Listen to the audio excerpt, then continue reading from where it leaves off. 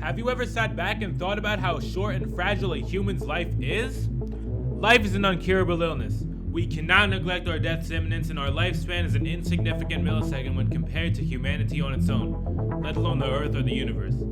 However, there are two ways to see it, either a tragic and paradoxical finality or an opportunity. We were put on this earth to succeed and make the most out of this millisecond. Whatever will be left of us after we're gone, our legacy as a human being is in our hands, and it is our responsibility to look beyond life's paradox and leave a mark on this planet to be remembered by future milliseconds. BTE Hometown's debut event was one of those opportunities. As a group, we had this weird feeling of participating in something special, something bigger and greater than what we could have ever achieved on our own. We have collectively achieved success, and the hub of this madness was none other than Albany, the New York state capital. But Albany is so much more than just a state capital. So, our story begins like most North American cities' stories. Native Americans lived there for centuries, Mohawks and Mohicans in this case, before some European guy ended up there with his ship and claimed he had discovered it. However, this one was a little bit different. The country colonizing this territory was the Netherlands, which started sending people across the ocean over a century after other Western European countries had done it. But why is that? It has to do with the Habsburg dynasty, a powerful family that ruled multiple European countries for centuries.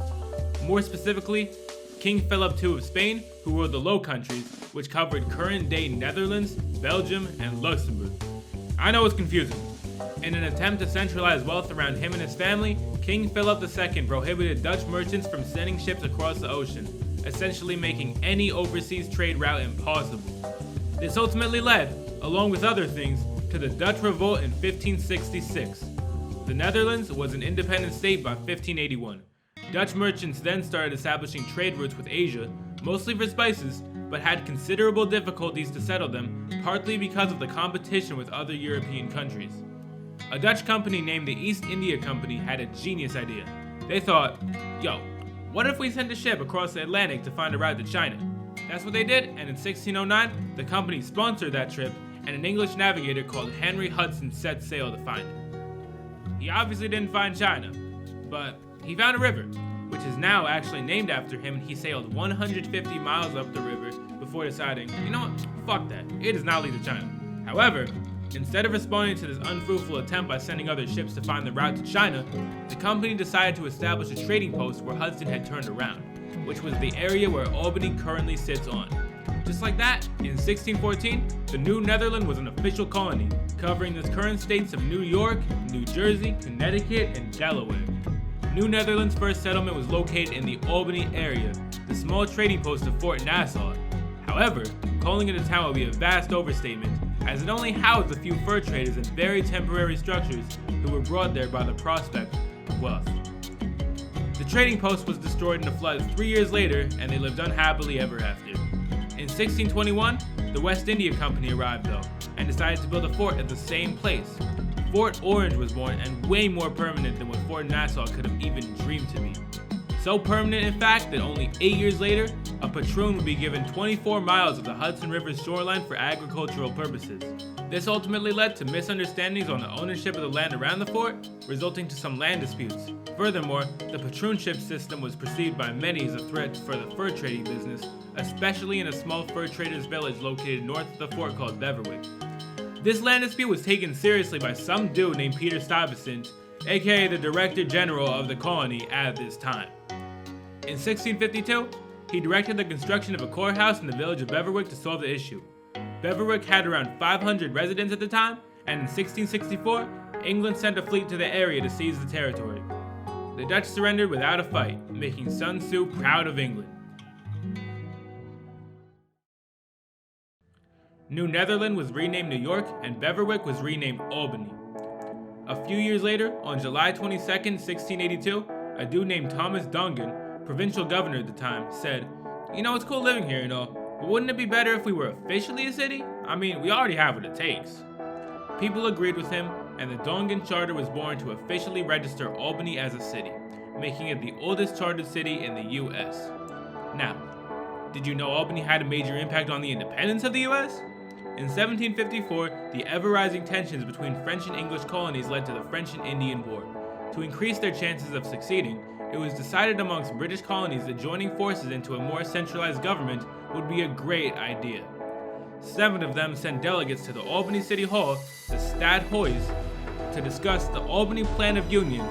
The plan didn't go through, because guess what? Colonies' local governments would have lost some of their powers. Even though this unification attempt did not happen, it was one of the premises of the infamous Declaration of Independence, which would be read in July 1776 on the stairs of the same town hall. In 1797, the city officially became the state capital of New York. The 1800s are characterized by substantial economic and demographic growth, partly because of the development of turnpikes, essentially taxed roads, which gave the city the resources it needed to develop itself. In 1810, Albany was the 10th biggest city in the US.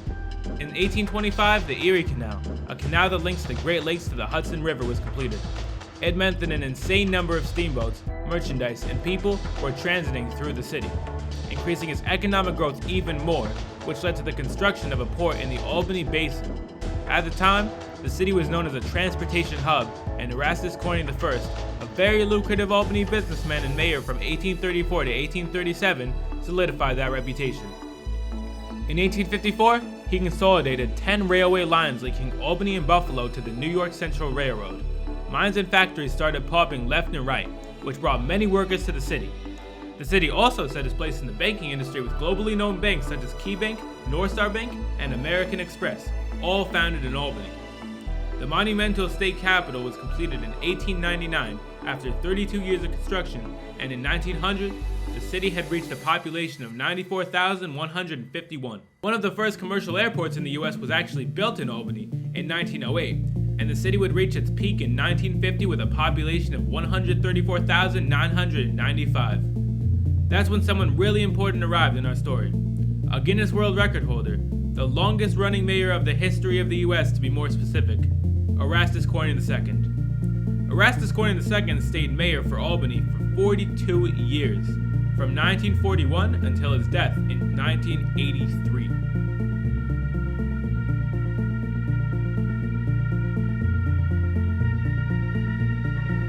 For the highways of America, which for so many years were an assortment of as many designs and pavements as there were states, are now becoming one big road that can take you anywhere faster, safer, and more directly than ever before. Like most big US cities, the 50s and 60s were rough for Albany. These years were characterized by the mass development of car infrastructure and the exodus of people who could afford it to the suburbs. The downtown sector suffered from this exodus as a good portion of the businesses which sustained the area economically followed residents to the suburbs, leading to a constant decline in population which lasted for decades. But then, someone had a plan. That someone was the state governor at the time, Nelson Rockefeller. He went to Erastus Corning II's office and told him, you know what would revive our city? A massive governmental plaza with a fucking highway that cuts right through it. No. Now, Erastus Corning didn't think so at first, to the point where he actually sued the state for taking land through eminent domain. However, unfortunately, this lawsuit did not go through, and then houses started being taken left and right. The construction of the Empire State Plaza began in 1965 with the demolition of 1,200 buildings, which were located on the 98 acres taken by the plaza, leading to the delocalization of 7,000 people. The massive 10-building plaza was completed in 1976 with its tallest building, the Erastus Corning Tower, at 180 meters, being the tallest building in the state outside of New York City, which it still remains as today. With it came the South Mall Arterial, a highway that serves absolutely no purpose outside of being there and passing through the plaza. The plaza is the workspace of 11,000 employees and gives to the city its recognizable skyline.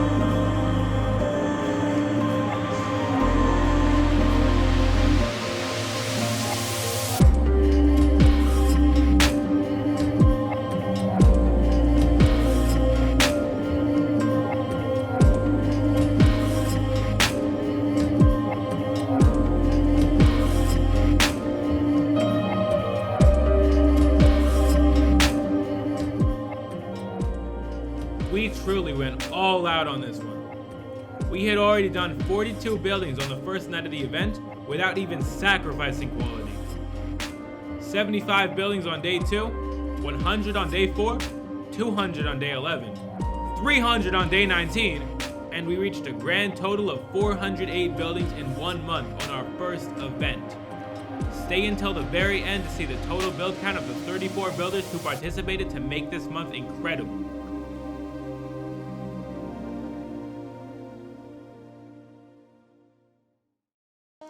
I mean, look at this. Who would have thought that a newly formed team would bring this much progress on the table? We certainly had not. In 1 month, we made Albany the city with the most progress in BTE Northeast, and most likely won't be reached by others for a very long time. Unless we go there, of course. If you want to join us and participate to the Hometowns family, you are more than welcome. We need builders more than ever, and we know that you have what it takes to be an awesome member. We've recently purchased our own server, meaning we have trial areas and a staff ready to welcome you and give you tips to improve your building skills. Thank you to every builder who participated in this event. We'll see you next month. We're not done here.